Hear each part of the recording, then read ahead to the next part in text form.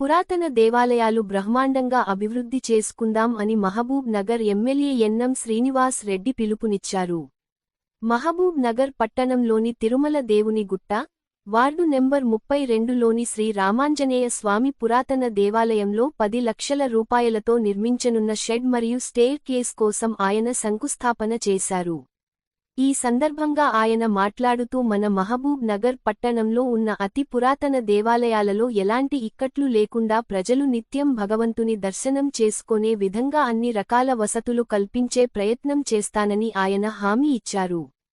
శ్రీ రామాంజనేయ స్వామి దేవాలయంలో వేసవిలో భక్తులకు ఎలాంటి ఇబ్బందులు కలగకుండా స్వామివారిని దర్శించుకొని ప్రత్యేక పూజలు నిర్వహించేందుకు షెడ్ మరియు స్టేర్ కేస్ నిర్మాణానికి నేడు శంకుస్థాపన చేయడం సంతోషంగా ఉందని ఆయన అన్నారు.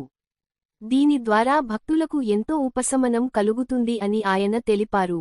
విశేషమైన రోజుల్లో వేడుకలు నిర్వహించుకొనేందుకు, ఇతర పర్వదినాల్లో వేడుకలు నిర్వహించుకోవడానికి కొత్తగా మెట్రో ప్రాంతంలో షెడ్ నిర్మాణానికి ఎస్టిమేషన్స్ తయారు చేయాలని అధికారులకు ఆయన ఆదేశాలు జారీ చేశారు.